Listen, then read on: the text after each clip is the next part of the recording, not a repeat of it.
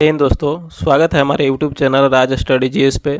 दोस्तों, इस वीडियो में हम जीके जीएस के कुछ ही इम्पोर्टेंट क्वेश्चन देखेंगे जो पिछले ईयर में किसी न किसी एग्ज़ाम में आए हुए हैं और आगे आने वाले एग्ज़ाम जैसे कि एसएससी जीडी, ग्रुप डी और आरपीएफ कांस्टेबल तथा अदर एग्ज़ाम में काफ़ी महत्वपूर्ण होंगे। साथ में हम इसका डिस्कशन भी करते जाएंगे, जो भी ऑप्शन हो सकता है, जो भी कुछ से संबंधित पॉइंट हो। तो यदि आपको वीडियो अच्छा लगा तो लाइक करेंगे और कमेंट करेंगे, और यदि चैनल पर नए होंगे तो सब्सक्राइब करेंगे। और कैसा वीडियो रहा इसको भी बताएंगे आप कमेंट बॉक्स में। तो चलिए शुरुआत करते हैं पहले प्रश्न से। पहला प्रश्न है कि क्षिप्रा नदी निम्नलिखित में से किसकी सहायक नदी है? तो इसका ऑप्शन है कि गोदावरी, चंबल, महानदी, नर्मदा।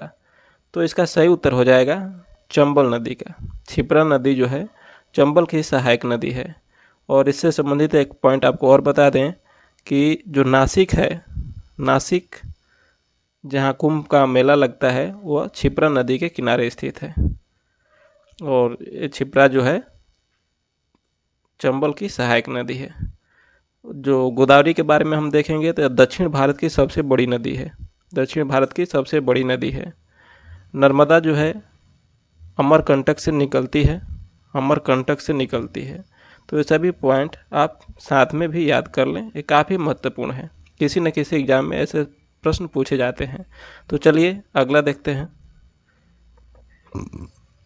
अगला है कि निम्नलिखित में से कौन सी नदी अमरकंटक से नहीं निकलती है? तो इसका ऑप्शन है कि गोदावरी, नर्मदा, महानदी, सोन। तो इसका सही उत्तर हो जाएगा गोदावरी। गोदावरी जो है अमरकंटक से नहीं निकलती है। बाकी सोन, महानदी और नर्मदा तीनों नदियाँ अमरकंटक से निकलती हैं। जो तीनों नदियाँ हैं अमरकंटक से निकलती हैं, जबकि गोदावरी जो है महाराष्ट्र के नासिक के निकट त्र्यंबकेश्वर से निकलती है। ये जो है त्र्यंबकेश्वर से निकलती है। बाकी जो भी ये तीनों नदियां हैं ये अमरकंटक से निकलती हैं। गोदावरी जो है त्र्यंबकेश्वर महाराष्ट्र से नासिक से निकलती है, और यह बंगाल की खाड़ी में गिरती है गोदावरी नदी। जबकि नर्मदा नदी जो है अरब सागर में गिरती है, महानदी भी अरब सागर में गिरती है, और सोन नदी जो है गंगा में पटना के निकट मिल जाती है। तो ये सभी पॉइंट हैं, इंपॉर्टेंट पॉइंट हैं, इसको भी याद कर लें। आगे देखते हैं कि निम्नलिखित नदी युग्मों में कौन ज्वार नदमुख का निर्माण करती है? तो इसका ऑप्शन है कि नर्मदा एवं तापी, गंगा एवं ब्रह्मपुत्र, कृष्णा एवं कावेरी, कृष्णा एवं गोदावरी। तो इसका सही उत्तर हो जाएगा नर्मदा एवं तापी। नर्मदा एवं तापी जो है ज्वार नदमुख का निर्माण करती है, जबकि ये जो नदियां हैं ये डेल्टा का निर्माण करती हैं। हम आपको बता दें कि डेल्टा और ज्वार नदमुख में, जिसे एस्चुअरी भी कहा जाता है, उसमें क्या अंतर है। तो सबसे पहले हमको बता दें कि ज्वार नदमुख जो होता है, जब नदियां समुद्र में आके मिलती हैं, तो जब डायरेक्ट आके मिल जाती हैं, उनका धारा इधर उधर न बटे, डायरेक्ट मिल जाए, तो उसे हम ज्वार नदमुख कहते हैं। जब नदियों का धारा जब समुद्र के पास पहुंचते हैं, चारों दिशाओं में त्रिभुज के रूप में अगर फैल जाए, या ट्रायंगल के रूप में, या ऐसे फैल के समुद्र में जाएं, तो इसको हम डेल्टा बोलते हैं। तो डेल्टा और एस्चुअरी में यही अंतर है कि एस्चुअरी में नदियाँ जो है समुद्र में डायरेक्ट मिल जाती हैं, जबकि जो डेल्टा है उसमें नदियाँ फैल कर चारों तरफ शाखाओं में बंटकर मिलती है। ऐसा क्यों होता है? क्योंकि इसमें ढलान कम होने के कारण जो नदियों द्वारा लाए गए गाद होता है वो जमा हो जाता है और धाराएं इधर उधर बढ़ जाती हैं। जबकि एस्चुअरी में क्या होता है कि इसमें जो ढलान होता है ज़्यादा होता है, तो कोई भी गाद इसमें बचता नहीं है और सीधे डायरेक्ट समुद्र में चला जाता है। तो यही अंतर है। तो ज्वार नदमुख का निर्माण करती हुई नदियाँ हैं नर्मदा एवं तापी, जबकि गंगा एवं ब्रह्मपुत्र, कृष्णा, कावेरी और गोदावरी सभी क्या है, डेल्टा का निर्माण करती हैं। चलिए आगे देखते हैं कि इंपीरियल बैंक ऑफ इंडिया का आंशिक राष्ट्रीयकरण करके भारतीय स्टेट बैंक की स्थापना कब की गई? तो इसका ऑप्शन है कि 1935, 1949, 1955, 1962। तो इसका सही उत्तर है 1955। इंपीरियल बैंक की स्थापना 1921 में हुई थी, लेकिन 1955 में इसको राष्ट्रीयकरण करके स्टेट बैंक ऑफ इंडिया के रूप में बना दिया गया, स्थापना कर दिया गया। तो आपको पूछ देगा कि एसबीआई का स्थापना कब हुआ था, तो 1955 में। 21 से हुआ था, तो ये इंपीरियल बैंक जो 1921 में स्थापित हुआ था, इसी का राष्ट्रीयकरण करके एसबीआई यानी स्टेट बैंक ऑफ इंडिया का स्थापना हुआ। जबकि 1935 में भारत के केंद्रीय बैंक आरबीआई का स्थापना हुआ था। आरबीआई का स्थापना हुआ था 1935 में। नेक्स्ट देखते हैं कि दक्षिण भारत की नदियों में सबसे लंबी नदी है, तो ये पहले भी बता चुका हूँ, तो इसका सही उत्तर हो जाएगा गोदावरी। इसमें टाइम वेस्ट करने की ज़रूरत नहीं है। दक्षिण भारत की नदियों में सबसे लंबी नदी है गोदावरी। कहाँ से निकलती है एक बार और रिवीजन करा देते हैं। तो महाराष्ट्र के नासिक एक जगह है, महाराष्ट्र के नासिक एक जगह है, और वहाँ त्र्यंबकेश्वर नामक स्थान से निकलती है, और दक्षिण भारत की सबसे लंबी नदी है। और यह क्या है कि बंगाल की खाड़ी में गिरती है। ये भी याद कर लें, क्वेश्चन यदि आपसे पूछ दिया जाए कि गोदावरी नदी किस खाड़ी में गिरती है, यानी किस समुद्र में गिरती है, तो बंगाल की खाड़ी में गिरती है। कृष्णा नदी के बारे में हम देखेंगे। कृष्णा नदी जो है दक्षिण भारत में दूसरी सबसे लंबी नदी है। दक्षिण भारत की दूसरी सबसे लंबी नदी है। और कृष्णा नदी क्या है, इसके किनारे जो है एक आंध्र प्रदेश का बढ़िया शहर जो है, बड़ा शहर है विजयवाड़ा जो है कृष्णा नदी के किनारे ही स्थित है। तो ये भी काफ़ी इम्पोर्टेंट है कि विजयवाड़ा किस नदी के किनारे स्थित है, तो कृष्णा नदी के किनारे। बाकी नर्मदा के बारे में बता दिए हैं कि अमरकंटक से निकलती है। और नेक्स्ट देखते हैं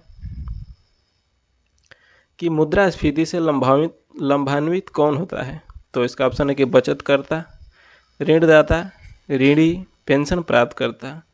तो इसका सही उत्तर है जो ऋणी होता है वो लाभान्वित होता है, यानी उसको लाभ होता है।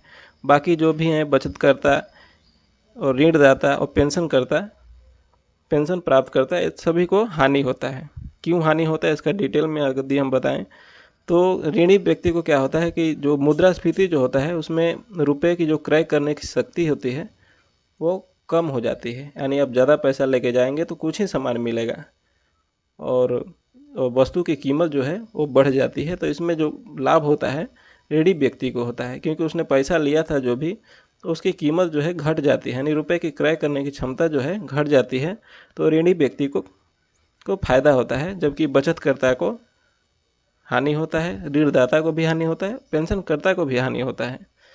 ऐसे आरबीआई ने जो भी मुद्रास्फीति की दर जो बताया है, यदि वो 4 और 6 के बीच में रहता है तो मुद्रास्फीति अच्छा है, लेकिन अब इससे ज़्यादा बढ़ने लगे 6 से ज़्यादा, तो वह अर्थव्यवस्था के लिए ठीक नहीं है। नेक्स्ट देखते हैं आगे कि हाथी किस राष्ट्रीय उद्यान में पाया जाता है, तो इसका ऑप्शन है कि नागरहोल, बोरीवली, दुधवा, काजीरंगा। तो इसका सही उत्तर है नागरहोल। नागरहोल में हाथी पाया जाता है, और ये जो राष्ट्रीय उद्यान है यह कर्नाटका में स्थित है। नागरहोल जो है कर्नाटक में स्थित है, जबकि बोरीवली जो है महाराष्ट्र में, और दुधवा राष्ट्रीय उद्यान जो है उत्तर प्रदेश में, और काजीरंगा असम में स्थित है। और यहाँ जो प्रमुख पशु जो है एक सींग वाला गैंडा यहाँ का प्रसिद्ध है, एक सींग वाला गैंडा। तो ये साथ में याद कर लीजिए। आगे देखते हैं कि भारत में सबसे बड़ा बाघ अभयारण्य टाइगर रिजर्व कौन सा है, तो इसका ऑप्शन है कि पेंच, मानस, नागार्जुन, कार्बेट। तो इसका सही उत्तर है नागार्जुन। भारत में सबसे बड़ा बाघ जो टाइगर रिजर्व है, सबसे बड़ा टाइगर रिजर्व है वो नागार्जुन टाइगर रिजर्व है। और ये कहाँ स्थित है, तो यह है आंध्र प्रदेश में। आंध्र प्रदेश का एक डिस्ट्रिक्ट है श्रीसेलम, वहीं पर यह स्थित है नागार्जुन टाइगर रिजर्व। पेंच कहाँ है, तो पेंच महाराष्ट्र में है। मानस कहाँ है, असम में है। और कार्बेट उत्तराखंड में है, खंड में है। तो इसको साथ में याद कर लीजिए, काफ़ी महत्वपूर्ण है सभी प्रश्न। हम चूज करके अच्छे अच्छे प्रश्न लाए हैं जो भी प्रीवियस ईयर में पूछे हैं और आगे आने की संभावना है। तो चलिए नेक्स्ट देखते हैं कि निम्नलिखित में से किस अधिनियम द्वारा भारत के गवर्नर जनरल को अध्यादेश जारी करने की शक्ति प्रदान की गई। तो इसका ऑप्शन है कि 1833, 1861 का भारत परिषद अधिनियम, 1892 का भारत परिषद अधिनियम और भारतीय परिषद अधिनियम 1909 का। तो इसका सही उत्तर हो जाएगा 1861। 1861 के अधिनियम में गवर्नर जनरल को अध्यादेश जारी करने की शक्ति प्रदान की गई थी 1861 में। और इसी अधिनियम के तहत कलकत्ता और मद्रास, उसके बाद मुंबई में उच्च न्यायालयों की स्थापना हुई थी 1861 के अधिनियम से। 1833 के अधिनियम में क्या हुआ था कि जो ईस्ट इंडिया कंपनी जो थी इसके सभी व्यापारिक एकाधिकार को समाप्त कर दिया था इस अधिनियम चार्टर एक्ट के द्वारा। 1833 के चार्टर एक्ट के द्वारा ईस्ट इंडिया कंपनी का जो व्यापार का एक अधिकार था उस सभी को समाप्त कर दिया गया था 1833 के चार्टर एक्ट के। और अध्यादेश जारी करने की जो शक्ति है वो 1861 के अधिनियम के द्वारा प्रदान की गई। और कलकत्ता, मद्रास और बम्बई, जो कि पहले बम्बई कहा जाता था, बम्बई में तीनों जगह में उच्च न्यायालय की स्थापना हुई, यानी हाई कोर्ट की स्थापना हुई। नेक्स्ट देखते हैं कि महारानी विक्टोरिया को भारत की सामग्री घोषित किया गया। तो इसका ऑप्शन है कि 1885, 1875, 1866, 1877। तो इसका सही उत्तर है 1877। 1877 में महारानी विक्टोरिया को भारत की सामग्री घोषित किया गया और उस समय गवर्नर जनरल जो था वो था लॉर्ड लीटन उस समय गवर्नर जनरल था। यदि 1885 की बात करें तो 1885 में 28 दिसंबर 1885 को कांग्रेस का स्थापना हुआ था, भारतीय राष्ट्रीय कांग्रेस की स्थापना हुआ था। तो ये भी याद कर लीजिए। और इसके जो संस्थापक थे एओ हुम थे और प्रथम जो अध्यक्ष थे WC बनर्जी थे। और पहली जो बैठक हुई थी भारतीय राष्ट्रीय कांग्रेस की वो कहाँ हुई थी? बम्बई में हुई थी। तो सभी ये पॉइंट इम्पोर्टेंट है, याद कर लीजिए। नेक्स्ट देखते हैं कि भारत में जनप्रिय संप्रभुता है क्योंकि भारत के संविधान की प्रस्तावना शुरू होती है इन शब्दों से।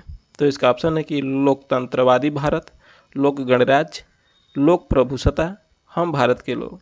तो इसका सही उत्तर हो जाएगा हम भारत के लोग। हमारा जो प्रस्तावना है वो हम भारत के लोग से शुरुआत होता है कि हम भारत के लोग, भारत को एक संपूर्ण प्रभुत्व संपन्न, ऐसे करके डॉट करके मतलब आगे बोल सकते हैं कि हम भारत के लोग भारत को एक संपूर्ण प्रभुत्व संपन्न समाजवादी पंथनिरपेक्ष लोकतांत्रिक गणराज्य बनाने के लिए।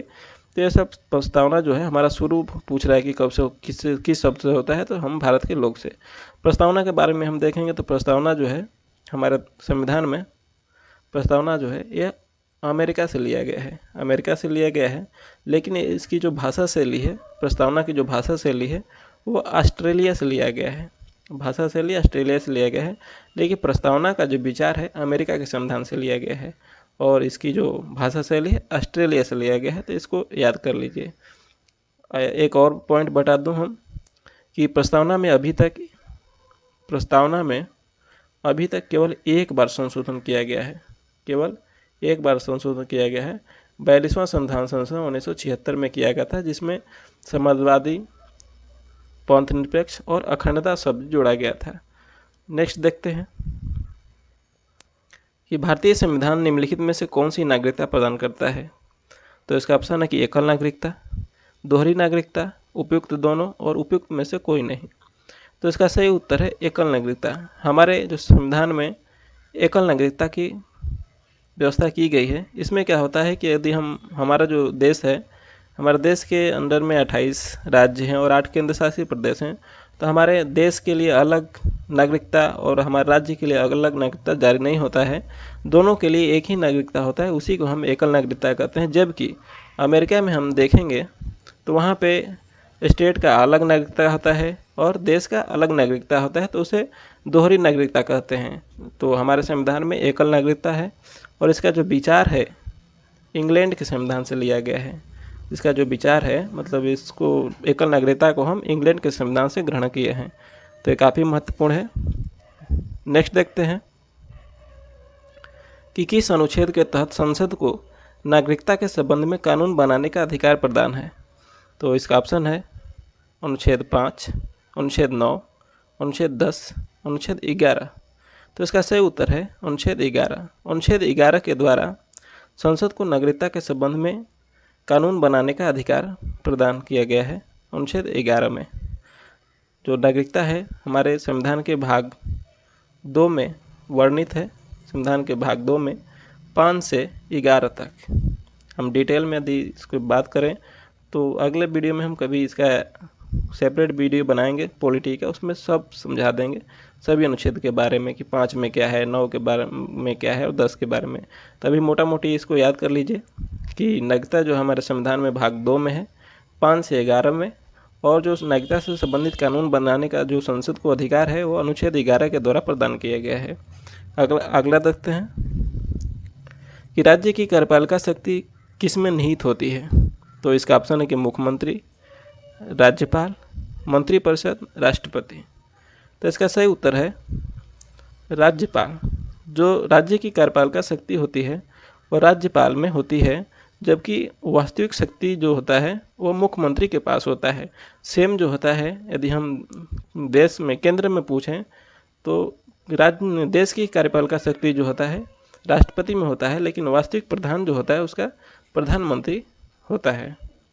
नेक्स्ट देखते हैं कि भारत में मतदान की आयु सीमा को 21 वर्ष से घटाकर 18 वर्ष कब किया गया। तो इसका ऑप्शन है कि 1988, 1989, 1990, 1991। तो इसका सही उत्तर है 1989।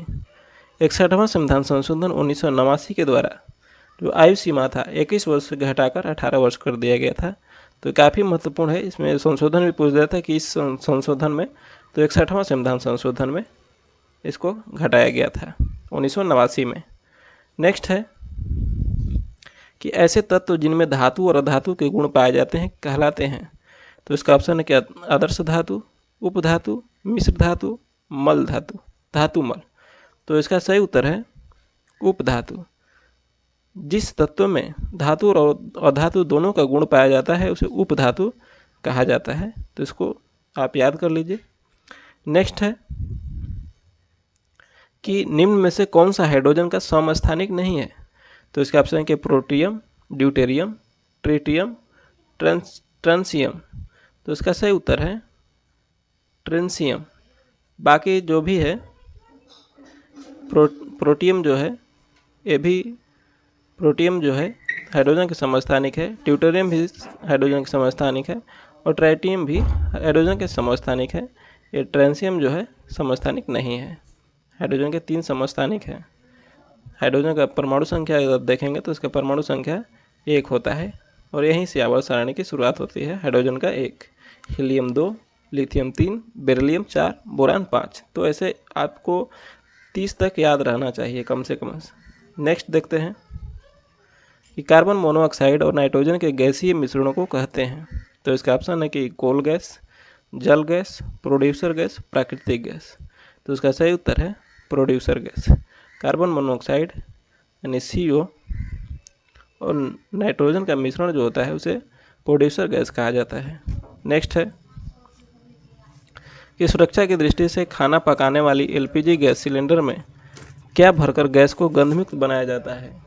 तो इसका ऑप्शन है कि हीलियम, अमोनिया, मरकैप्टन, ईथर। तो इसका सही उत्तर है मरकैप्टन।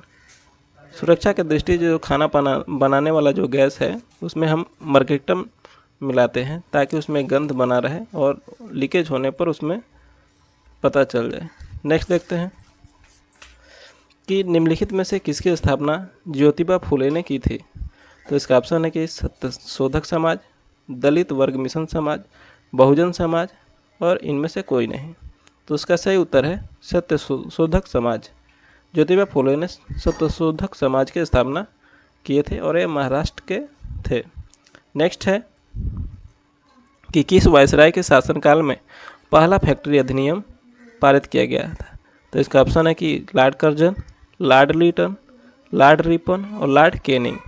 तो इसका सही उत्तर है लॉर्ड रिपन। 1881 ईस्वी में 1881 ईस्वी में पहला फैक्ट्री अधिनियम आया था। उस समय जो गवर्नर जनरल था लॉर्ड रिपन था। जबकि बंगाल विभाजन के समय 1905 में जो गवर्नर जनरल था लॉर्ड कर्जन था। और जब 1877 में महारानी विक्टोरिया को भारत का सामग्री घोषित किया गया था, उस समय लॉर्ड लिटन गवर्नर जनरल था। और 1857 के समय जो स्वतंत्रता संग्राम हुआ था, उस समय गवर्नर जनरल कैनिंग था। तो इसको भी याद कर लीजिए, काफ़ी महत्वपूर्ण है। नेक्स्ट देखते हैं कि भारतीय राष्ट्रीय कांग्रेस का 1938 का अधिवेशन किस शहर में हुआ था। तो इसका ऑप्शन है कि हरिपुरा, पटना, रांची, भागलपुर। तो इसका सही उत्तर है हरिपुरा। भारतीय राष्ट्रीय कांग्रेस का 1938 का जो अधिवेशन था वह हरिपुरा में हुआ था। और यह हरिपुरा जो है गुजरात राज्य में स्थित है। और इस अधिवेशन के जो अध्यक्ष थे सुभाष चंद्र बोस थे। नेक्स्ट है कि निम्न में से किस आंदोलन में सरदार वल्लभ भाई पटेल ने मुख्य भूमिका निभाई।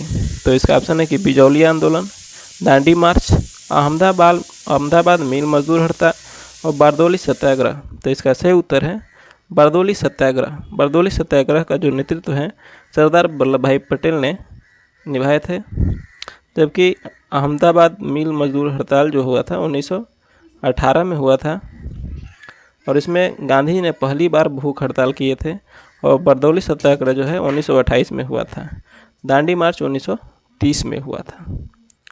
तो हमसे जितना बढ़ रहा हुआ एक्स्ट्रा पॉइंट हम उतना बता रहे हैं, ठीक ना। और यदि आपको अच्छा लगे तो लाइक करें, कमेंट करें। यदि चैनल पर नए हो तो सब्सक्राइब जरूर करें। आपको वीडियो कैसी लग रही है ज़रूर बताएं।